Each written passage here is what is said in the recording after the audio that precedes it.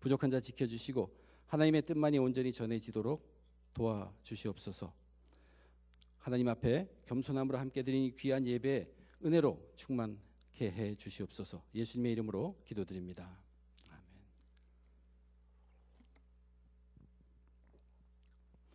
우리들이 알고 있는 많은 성경의 지식들이 우리 신앙생활에 큰 도움이 됩니다.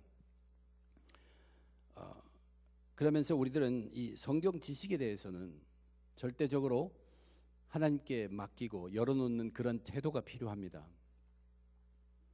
우리의 이해를 전적으로 하나님께 맡길 때 같은 지식 같았는데 또한 새로운 지식으로 더해 주시는 하나님의 능력이 있습니다. 로마서 그 가운데 있는 모든 내용들이 아마 정말 대표적인 그러한 내용들일 것입니다. 지난주에 우리가 보았던 그 5장의 후반부는 세상에 관한 이야기입니다. 하나님이 창조하신 그 세상, 특별히 그 세상 가운데 믿음의 세상을 이야기하고 있습니다. 하나님이 세상을 창조했어요. 그런데 첫사람 아담이 죄를 지어서 그 죄가 퍼져나가서 결국 이 세상에 사망이 왕노릇하는 그런 세상으로 되었다는 것입니다. 그러나 하나님께서는 사망이 왕노릇하는 것을 보고 그냥 두지 않습니다. 하나님의 뜻은 그것이 하나입니다. 하나님의 뜻은 의인들이 왕노릇하는 것입니다. 믿음을 주어서 의인들이 왕노릇할 수 있는 것이 하나님의 계획이었어요. 그래서 하나님은 거기에 필요한 모든 것을 준비하셨습니다. 예수님의 죽음과 부활하심이 바로 그런 것입니다. 그런 의인들에게 이제 하나님께서는 왕노릇하게 하시기 위해서 그들에게 가득 부어주신 것이 은혜입니다. 하나님께서 부어주신 은혜. 믿음의 의인들은 이제 사망을 이기고 왕노릇하는 생명의 세상에서 살게 하신 것입니다. 이 의인들이 왕노릇할 수 있도록 하나님께서 부어주시는 그 하나님의 은혜의 시작을 하나님의 말씀이라고 했습니다. 왜 그런가? 아담이 범죄한 것, 그래서 죄가 왕노릇하게서 사망이 왕노릇하게 된 근본 원인이 하나님 말씀에 아담이 순종하지 않았기 때문입니다. 또한 의인이 왕노릇하는 삶을 그 길을 열어주신 예수님은 철저하게 하나님 말씀에 순종했습니다. 그래서 그 길이 열렸습니다. 그리고 율법이 주어졌어요. 하나님은 자기 백성들에게 율법을 주었는데 그 율법이 하나님의 말씀으로 다가올 때 내 죄를 알게 하고 내가 죄인인 것을 깨닫게 하면 그때 우리가 그 깨달음이 있을 때 하나님께서는 엄청나게 많은 은혜를 부어주신다는 얘기입니다. 그래서 은혜가 왕노릇해서 은혜가 충만해서 그 은혜의 왕노릇이 의인들을 왕노릇시켜서 사망을 물리친다는 이야기였습니다. 이것이 성경적으로 본 세상에 관한 선포입니다. 세상에 대해서 이제 로마서에서 정리한 선포입니다. 세상이 그렇기 때문에 그 세상에서 믿음을 선물로 받고 사는 우리들에게는 은혜를 충만케 하는 하나님의 말씀이 얼마나 중요한가를 우리는 지난주에 함께 다져보았습니다. 이제 6장에 들어오면서 초점이 전환이 됩니다. 이제 초점이 점점 작은 데로 집중됩니다.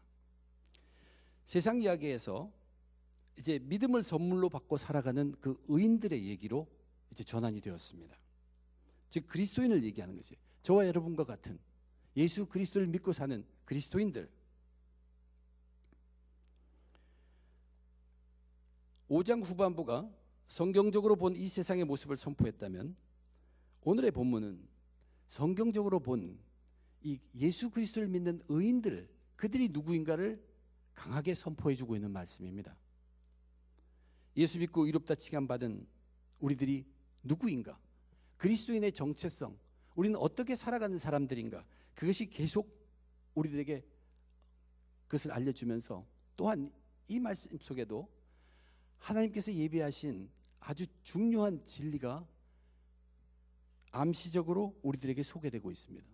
지난주의 말씀 속에서도 사실 하나님의 말씀은 우리들에게 암시적으로 소개되었습니다. 순종한다. 법이 말씀으로 다가온다.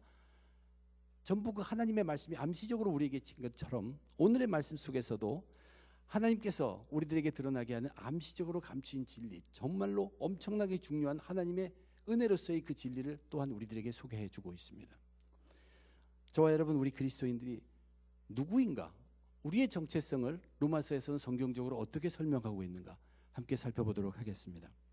먼저 첫째, 저와 여러분 우리들은 그리스도인들은 죄에 대해서 죽은 자들이라 그렇게 얘기합니다. 죄에 대해서 죽은 자, 죄에 대해서 죽었다. 그 말은 우리 속에 죄가 죽었다는 뜻입니다. 우리 속에 있는 죄가 힘을 발하지 못한다는 얘기예요. 우리 속에 있는 그 죄가 우리를 끌어가 가지고 하나님의 심판대 앞에 넣어서 우리를 정죄하는 그런 힘을 발휘하지 못한다는 그런 뜻입니다. 그것이 우리가 죄에 대해서 죽는 것입니다. 죄에 대해서 말씀하셨을 때 지난주에 우리는 분명히 그런 얘기를 했어요. 율법이 하나님의 말씀으로 내게 다가오면 내 속에 죄가 드러나게 되고 죄인임을 깨닫게 됩니다. 그래서 스스로 볼 때 전혀 무죄인 사람이었어요. 죄가 하나도 없는 사람이었어요. 근데 율법을 통해서 그것이 하나님의 말씀으로 내게 다가오니 엄청나게 큰 죄인이 되어버렸다는 얘기예요. 바로 이럴 때 하나님께서 은혜를 가득 부어준다고 성경이 보여줍니다. 그러면 이것이 우리가 죄를 더 저질렀기 때문에 은혜가 온 것입니까? 아니에요. 죄는 하나도 졌지 않았지만 그 깨달음 때문에 죄는 그대로 있는데 이 죄가 내 속에 전혀 없는 줄 알았는데 그것을 보게 되었을 때 엄청난 그 깨달음이 있을 때 하나님께서 은혜를 부어주신다는 그러한 말씀이었습니다. 우리가 생각해 볼 것은 예수님을 제외한 어떤 인간도 우리가 아무리 발버둥 쳐서 죄에서부터 멀리 가고 죄를 안 지려고 애쓴다고 해도 이미 우리는 엄청난 죄 속에서 뒹굴고 있는 사람이라는 얘기예요. 죄 덩어리입니다. 그렇게 죄 덩어리가 사실 죄를 하나 더 더한다고 큰 차이 없습니다. 그렇지만 그러한 죄를 모르고 계속 살아가는 것과 그 죄를 발견하고 사는 사람 그 사이에는 엄청난 차이가 있다는 것입니다. 성경이 우리들에게 깨우쳐 주는 것이 그것이에요. 말씀을 통하면 그것이 말씀으로 임하면 그것이 깨닫게 되면서 우리에게 엄청난 예비된 은혜들이 부어진다는 얘기예요. 아브라함 이야기를 로마서에서 계속 했었습니다. 아브라함에게 하나님께서 믿음을 주었어요. 선물로 은사로 주었어요. 죽은 자를 살리시고 없는 것을 있게 하시는 하나님을 믿는 믿음을 심어 주었어요. 그러면서 그 아브라함에게 계속 약속으로 다가옵니다. 하나도 자식 하나도 없고 땅 차지한 것도 하나도 없는데 엄청난 후손과 그 땅 모두를 주겠다는 약속이 계속 임해요. 근데 이 약속을 아브라함은 하나님 말씀으로 받아들입니다. 그것이 하나님의 말씀으로 자기 속에 꽉 들어오기 때문에 자기 계획은 다 내려보았어요. 그것을 하나님께서 의롭게 여기셨다고 기록했습니다. 이제 오늘 본문은 우리들에게도 믿음의 사람들에게도 그런 약속이 주어졌다는 얘기예요. 그러면서 어떤 약속을 얘기하냐면 우리가 세례받을 때 받은 약속을 얘기합니다. 세례 속에 담겨있는 약속을 우리들에게 상기시켜 줍니다. 왜냐하면 세례의 의미는 죽음입니다. 그 물 안에 잠기는 완전한 죽음을 말합니다. 우리는 믿음의 시작을 세례로 믿음의 삶을 시작합니다. 세례, 내가 이제 예수 그리스도와 함께 죽는 것을 말합니다. 그와 함께 장사된다고 오늘 본문도 말합니다. 그리스도와 함께 죽는 것, 즉 내 죄덩어리인 이 몸이 십자가에 못 박히는 것이에요.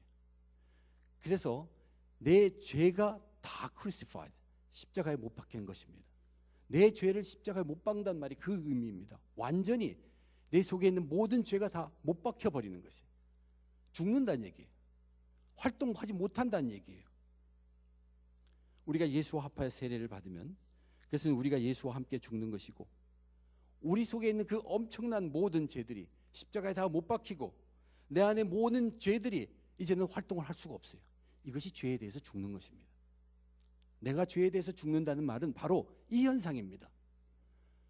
나의 속에 있는 내 안의 죄가 모든 활동을 중지합니다. 죄가 힘을 잃습니다.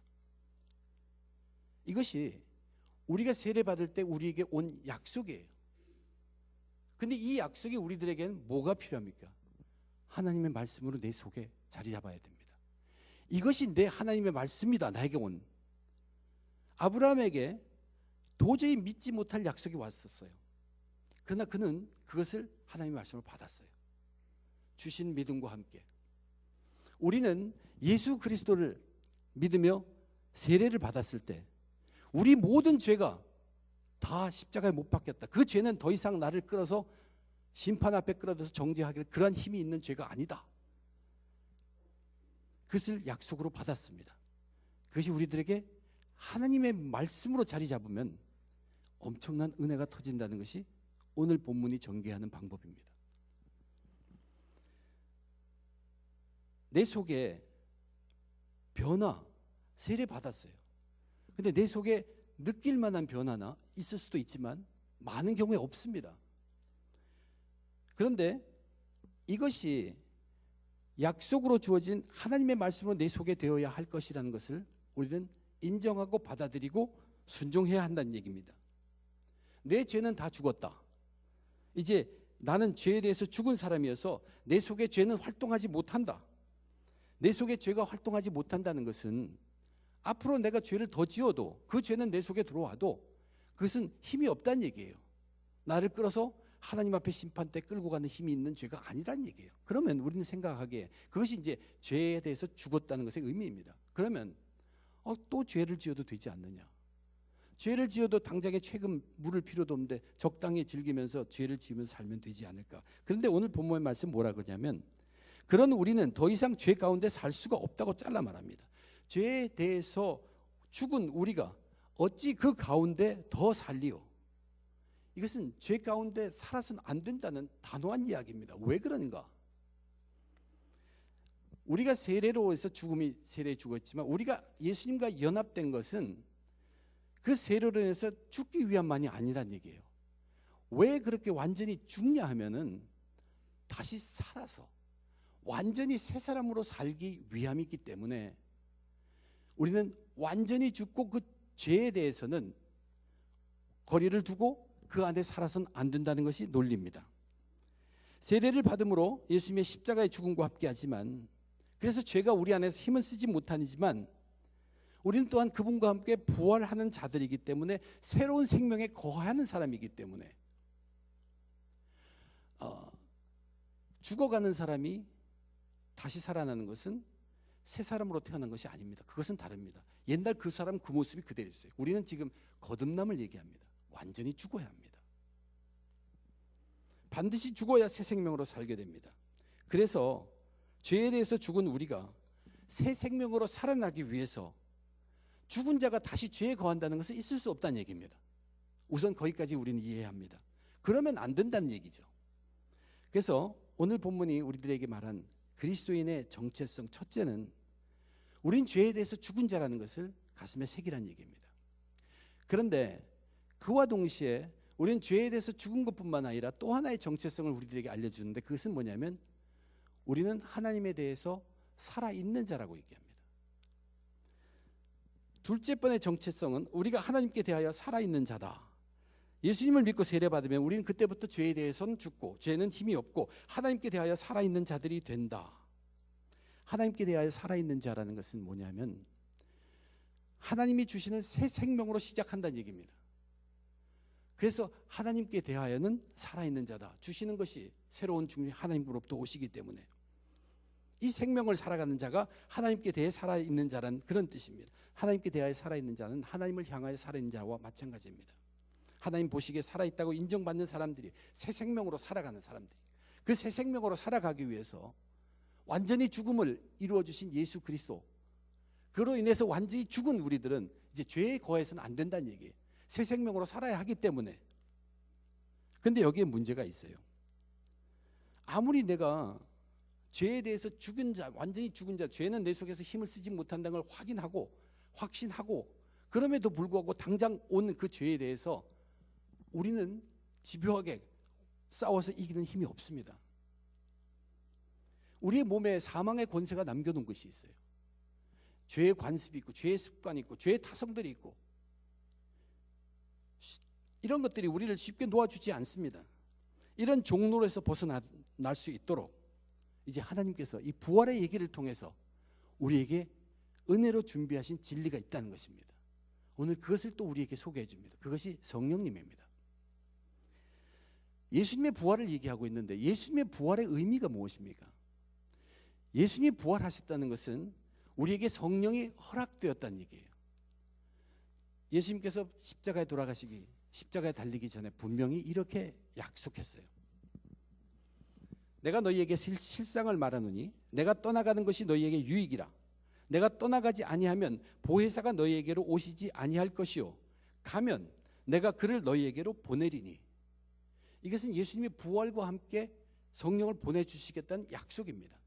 근데 그 성령이 이 땅에 와서 뭐를 하는가? 그 다음에 얘기하시기를 그가 와서 죄에 대해서, 의에 대해서, 심판에 대해서 세상을 책망하리라고 분명하게 얘기했습니다. 우리에게 보혜사, 도움 되시는 그 성령, 영을 주시는 이유는 그로 하여금 죄의 모든 능력을 이길 수 있게 하심이라는 것입니다. 우리는 죄를 감당할 힘이 없는 사람들이에요. 그럼에도 우리는 죄 안에 거해서는 안 됩니다. 그렇기 때문에 하나님께서 마련하신 것이 우리는 하나님 안에서 살아있는 자로서 성령을 주셨다는 얘기입니다.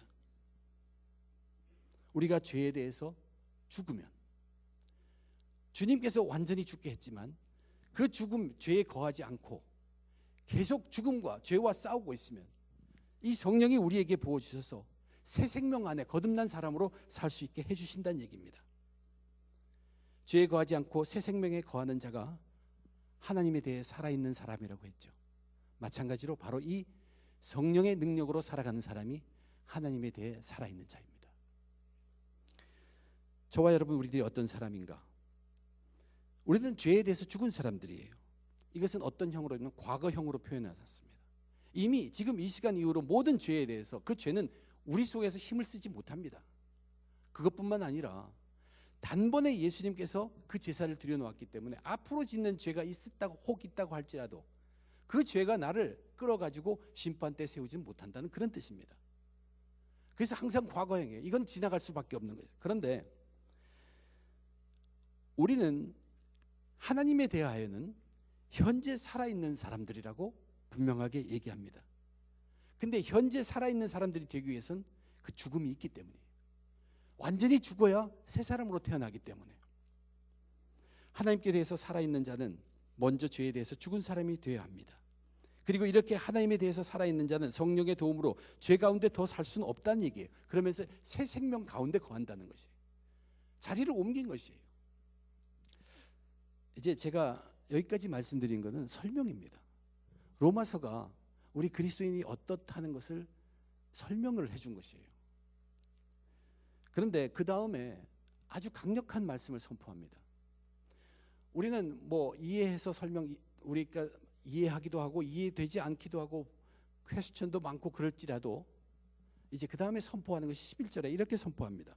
너희도 너희 자신을 죄에 대하여는 죽은 자요 그리스도 예수 안에서 하나님께 대하여는 살아있는 자로 여길지어다. 이 여길지어다가 엄청나게 강한 선포이고 명령입니다. You must consider yourself dead to sin and alive to God. Must consider yourself. 반드시 그렇게 여겨라 하는 명령이에요. 무슨 뜻입니까? 우리는 그렇게 여기지를 못한다는 얘기예요. 내 속에 죄가 힘을 못 쓴다? 거기 증거가 어디 있어? 그럴지라도 그렇게 여기라는 것이 예수님의 죽음이 그것이 나는 그걸 믿고 함께 세례를 받았기 때문에 죄라는 것은 내 속에서는 힘을 못 쓴다고 고백하고 선포하고 믿으라는 얘기입니다. 선포하라는 얘기예요. 그렇게 여기라라고 얘기했어요. 그것뿐만 아니라 예수와 연합한 우리이기 때문에 하나님께서 그를 살리신 것처럼 우리도 살려서 새 생명 살게 하는, 우리는 지금 하나님에 대해서 살아있는 사람이라는 것.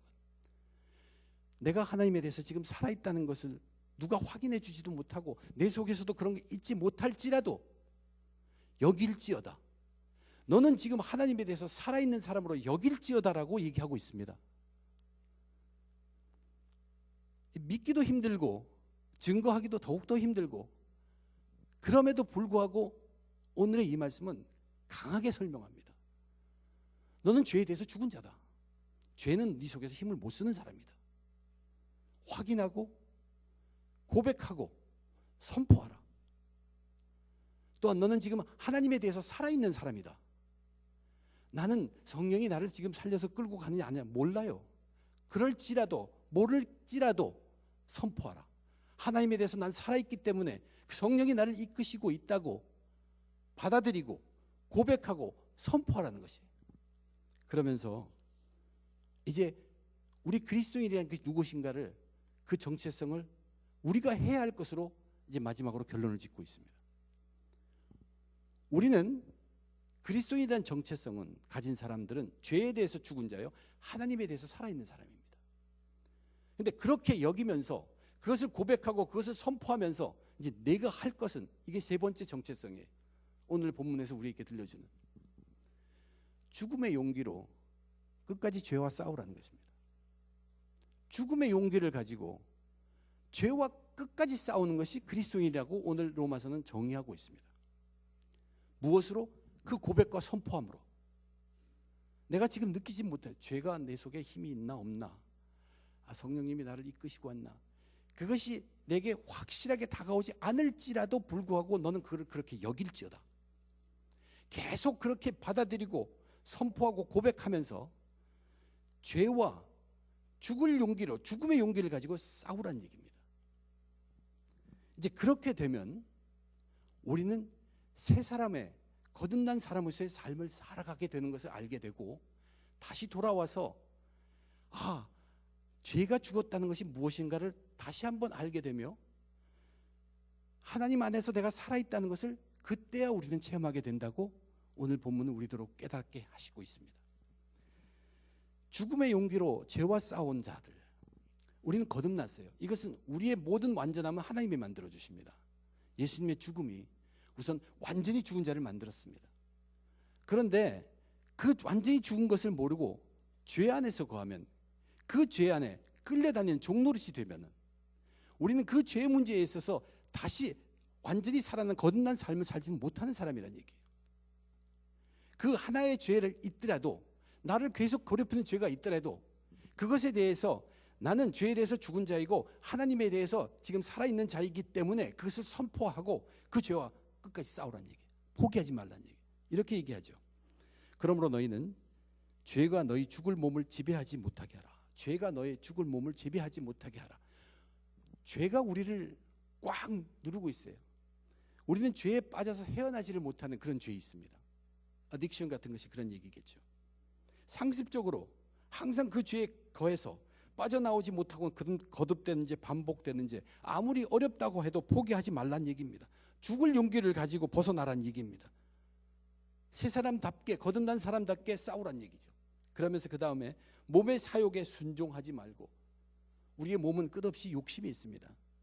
편안해지려고 하고 게을러지려 하고, 그러한 사사로운 욕정에 우리를 내어주지 말고, 순종하지 말고, 세상 욕심 채우고 싶은 그런 충동에 순종하지 말고, 남을 비방하고 싶은 그런 분노에 지지 말고, 세상적, 육신적, 물질적 욕망에 지지 말고, 그래서 변화된 사람, 거듭산 모습으로 계속 살으란 얘기예요. 무슨 고백으로?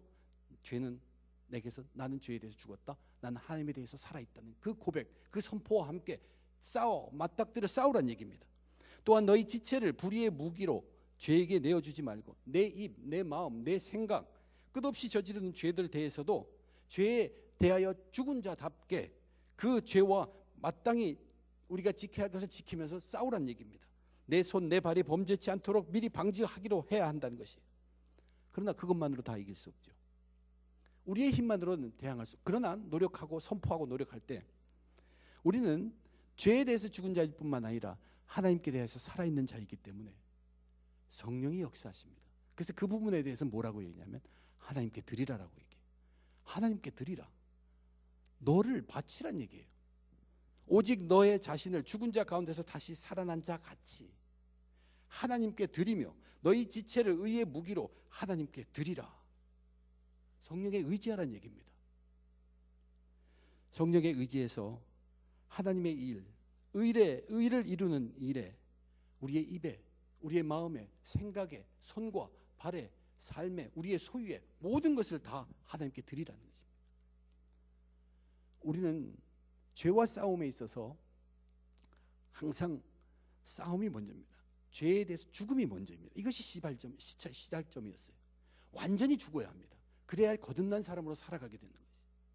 그것은 하나님이 이루셨어요. 성령이 도와서 완전하게 하십니다. 우리는 그런 것 같이, 그들의 한 것 같이, 즉 하나의 조그만 죄가 있으면 죽을 용기로 붙들어서 완전히 죽기까지 노력하라는 것이에요.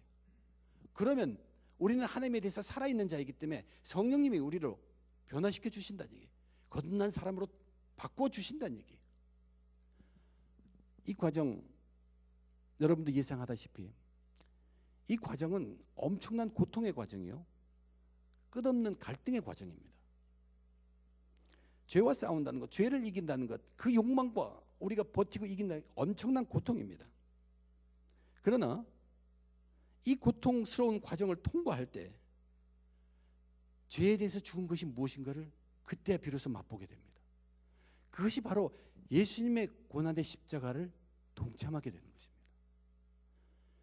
죽기까지 죽음의 용기를 가지고 그 죄와 싸우고 하나님의 도우심을 느끼며 그 싸워가는 그 고통 과정을 겪어갈 때, 아, 예수 그리스도가 나를 위해서 죽은 것이 바로 이것이구나. 그뿐만 아니라 이 과정은 끝없는 계속되는 갈등이에요. 어떤 갈등이냐면 육과 영의 갈등입니다. 육체와 영의 끝없는 싸움입니다. 우리는 육이 살아있어요. 그래서 우리는 이 영으로, 성령으로 육체를 다스리며 살아가야 합니다. 이렇게 살아갈 때 우리가 무엇을 맛보게 되냐면 부활의 능력을 체험하게 되는 것입니다. 그때 부활의 능력을 우리는 느끼게 된다는 얘기입니다. 그래서 오늘 마지막 절에 죄가 너희를 주장하지 못하리니 이는 너희가 법 아래 있지 아니하고 은혜 아래에 있음이라. 우리는 죄에 붙들린 사람이 아닙니다. 오늘 말씀을 통해서 우리가 분명히 확신해야 될 것은 그 여길지어다입니다. 비록 내게 눈으로 보이는 증거도 나타나지도 않고 내 속에 그러한 확신이 때로는 의심에 살아올지라도 우리는 누구냐 하면 그런 거 여겨야 하는 사람입니다. 그것을 받아들이고 아브라함이 수천 년 후에나 이루어질 그것을 약속을 받고 그것을 하나님의 말씀으로 자기 것 삼은 것처럼 우리가 세례 받았을 때 우리의 죄는 그 십자가에 못 박혀서 나는 죄에 대해서 죽은 자다, 내 죄는 내 속에서 힘 못 쓴다는 것을 받아들이고 인정하고 고백하고 선포하면서 살라는 얘기예요. 죄와 대항해서 싸우되 그것을 선포하면서 살아요. 저 죄는 아무리 내게서 나를 끌어서 심판대에 세우는 죄가 못 된다는 얘기예요. 그리고 또한 우리는 하나님에 대해서 살아있는 자입니다. 하나님에 대해서 살아있는 자라는 것을 우리는 받아들이고 그것을 아브라함이 나중에 이런 것을 받아들이고 하나님 말씀으로 여겼을 때 은혜가 온 것처럼 그것을 받아들이고 고백하고 선포하고 그렇게 죄와 싸우고 있을 때 하나님의 성령이 그 죄와 싸우게 하시고 나를 변화시키게 하시고 거듭나게 한 삶으로 살 수 있게 해주신다는 얘기예요. 그래서 우리는 죄의 법 아래 있지 않고 은혜 아래 있다. 지금까지 엄청난 은혜를 로마서에서 얘기하지만 암시적으로 얘기한 은혜는 두 가지입니다.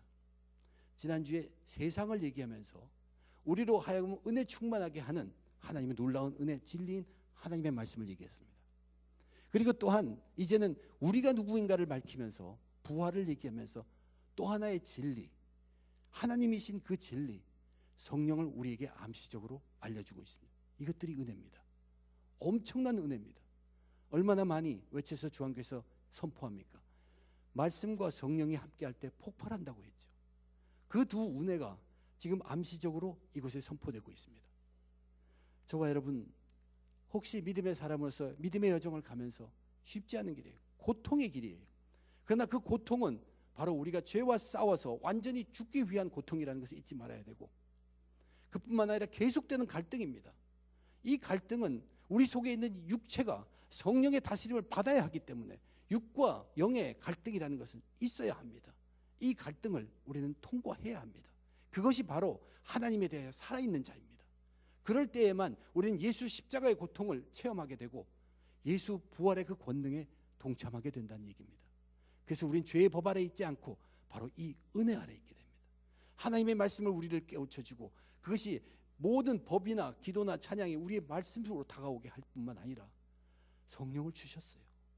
그렇게 고백하고 선포하고 계속 죽을 용기로 죄와 싸우는 자, 거기에 하나님의 능력이 함께 하신다, 나타난다는 것이, 결국 그래서 이루는 것이 뭡니까? 거듭난 사람입니다. 새 생명입니다. 우리는 반 죽은 사람이 아니에요. 대충 맛보고 다시 살아나서 옛날 모습 그대로 살아가는 사람이 절대 아니라는 것이. 옛날 모습으로 대충 죽고 살아가는 사람은 바로 이 고백을 하지 않는 사람들입니다. 우리는 세례를 받은 사람이에요. 예수님과 통해서 세례를 받았고 그 예수님 부활하셨습니다. 그래서 우리에게는 이미 그것이 이루어졌다는 것입니다. 그렇게 여기라는 것이에요. 그러면 고백하고 선포하라는 것이, 그리고 죄와 한번 싸워보라는 얘기예요. 그럴 때 우리는 새 사람으로 거듭난다는 얘기예요. 그때의 죄 문제에서도 우리 능히 이길 수 있어요. 그 죄의 문제에 대해서 완전히 죽어야 합니다. 죽어야지 살려주시기 때문에. 죽음의 용기로, 죄의 법에서 벗어나고 죽음의 용기로 하나님의 은혜 아래 거하는 믿음의 삶으로 승리하시는 의인들 다 되시길 주님의 이름으로 축원드립니다. 기도하겠습니다. 하나님, 저희들 여전히 부족합니다. 많은 것이 정말로 그저 죄 속에 뒹구던 사람들입니다. 그러나 하나님께서는 우리를 완전하게 하기 위해서 모든 것을 이루어 놓으셨습니다. 예수님의 죽음이